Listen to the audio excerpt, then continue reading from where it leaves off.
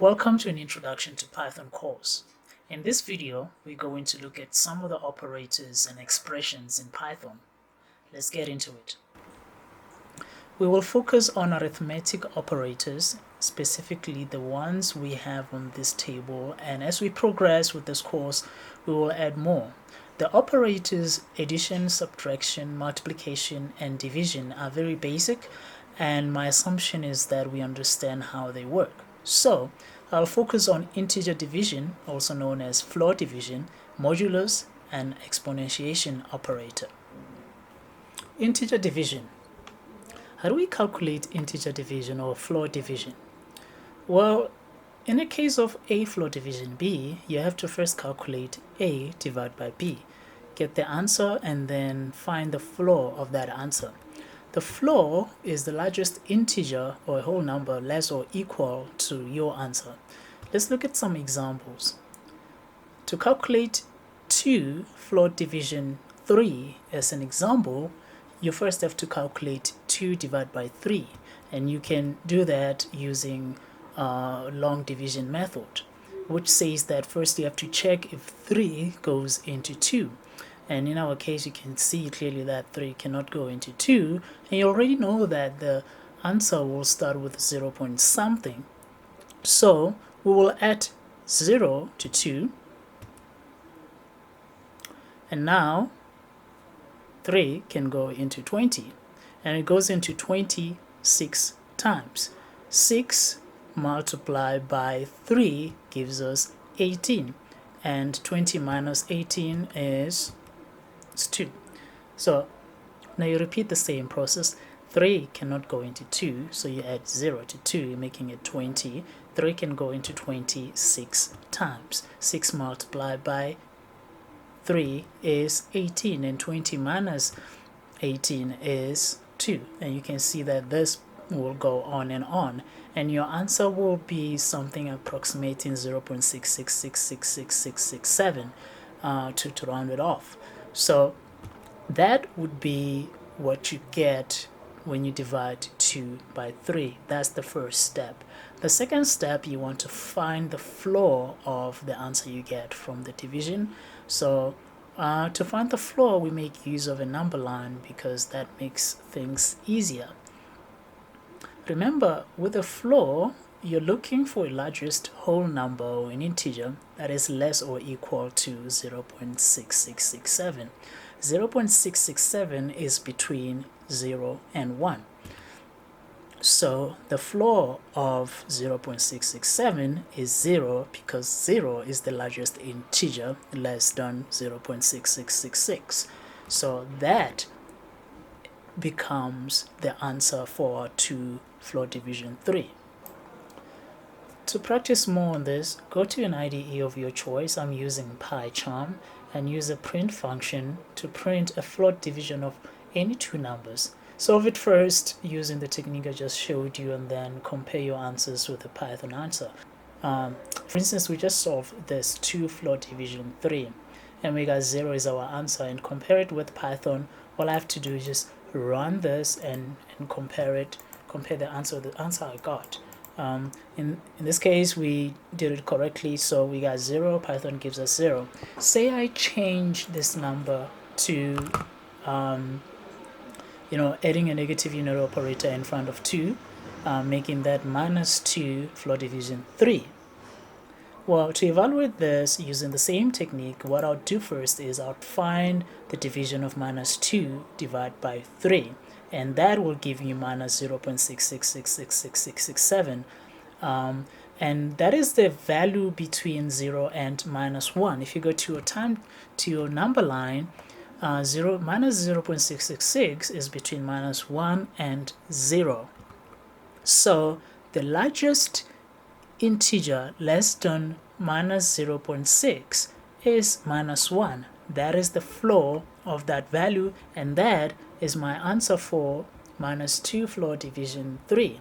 And all I have to do now is compare it with the answer I get from Python, and if they are the same, that means I did it correctly.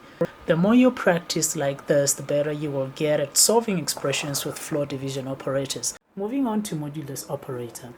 To calculate a mod of any two operands, I strongly suggest that you use the formula A minus the floor division of A and B in brackets multiplied by B. Trust me, it's much easier, especially if this is your first time dealing with a mod operator. Let's look at some examples. 2 mod 3 as our first example. If you plug the two values into our formula, you get 2 minus 2 floor division 3 in brackets multiplied by 3, and we just calculated the 2 floor division of 3 and the answer was 0. So the answer for that is 2. Next example, negative 2 mod 3, and the answer for that is 1. I mean, you just need to know how to find the floor division of any two operands, and this is easier. The same thing with minus 2 mod minus 3, the answer for that is minus 2, and 2 mod minus 3, the answer for that is minus 1. As you can see, it's much easier with a formula. If you start with shortcuts, the challenge with that is some shortcuts might not work all the time. For instance, when dealing with positive integers and the number before mod operator is smaller than the number after the mod operator, the answer is always the smaller number. Like in our case, 2 mod 3, the answer is 2 because 3 cannot go into 2. You can think of it like that. That will always work, only when you're dealing with positive integers.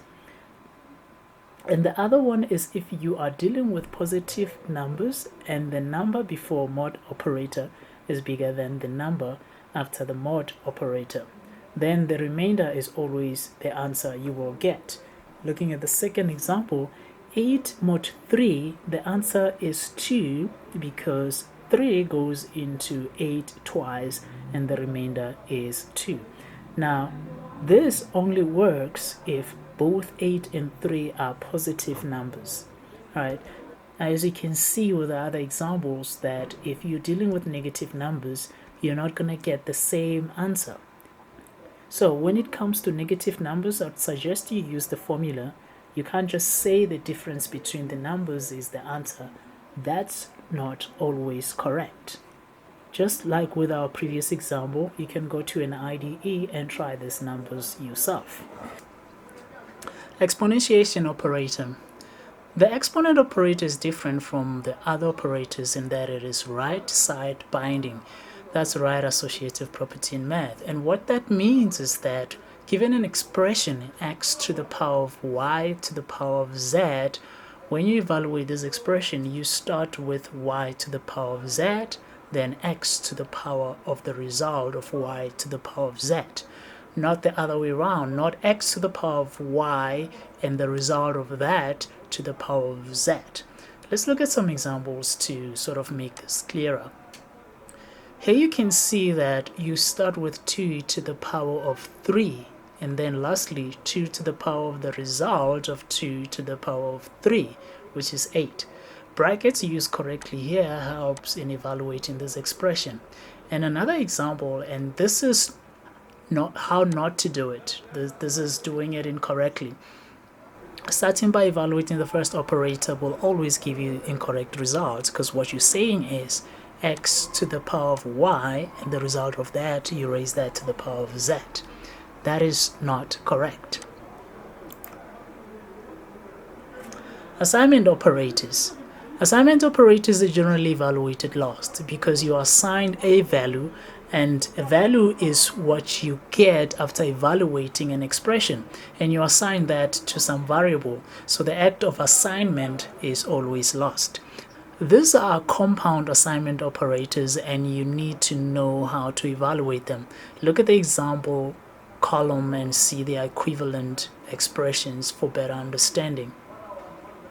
Now we can look at operator precedence. These are the arithmetic operators we have covered so far. The order is very important. That tells you, given an expression, which operator to evaluate first. So I will keep referring to this table when evaluating expressions in the future. Make note of it and remember this order. It's very important. As you can see, we have exponentiation operator first, followed by a unary operator, then division, multiplication, and modules. Those are on the same level of priority. Then addition and subtraction, and lastly, compound assignment operators. Now we can move on to evaluating expressions with the knowledge we have. Now we are ready for some expressions to evaluate. If you have an expression like this to evaluate, consider the following rules. First, start with an operator that has a higher precedence. And secondly, if you have more than one operator with the same precedence, evaluate from left to right. Let's look at some examples. Substitute variable values first and then ask the question, which operator has a higher precedence? Then evaluate that first. Now the exponent operator occurs 3 times, but we only have 2 expressions because 3 to the power of 1 to the power of 2 is one expression and 2 to the power of 3 is another. So you should start from left to right, meaning that you should start with 2 to the power of 3, which will give you 8, and then 3 to the power of 1 to the power of 2. Putting the brackets on the last operator and evaluating brackets first is one way of evaluating this correctly. This means you will start with 1 to the power of 2, which is 1. With the resulting expression, you still have to ask the question which operator to evaluate first, which operator has a higher priority, and in this case it's still exponent operator. So we evaluate that first. 3 to the power of 1 is 3, and now expression is getting simpler at this point. We have 2 operators left, and the question is always which operator to evaluate first. Which operator has a higher precedence? The integer division has a higher precedence here, so we start with 2 integer division 3. And if you recall, the answer to this is 0. Lastly, 8 plus 0. And we are left with the compound assignment operator. Easy peasy, huh? Cools. Let's look at another example. Same variables and values, but different expressions. Ask the question, which operator has a higher precedence? And the answer is both floor division and multiplication because they are on the same level. The second rule says start from left to right, meaning we start with the floor division because it is on our far left, and then do the multiplication. 2 floor division 3 is 0, and then we multiply 0 by 2 and we'll still get 0. Add that to 1 and the result is 1. Using compound operator, we can unpack this and get 1 mod 1, which is 0. Let's go to our IDE to confirm all of this.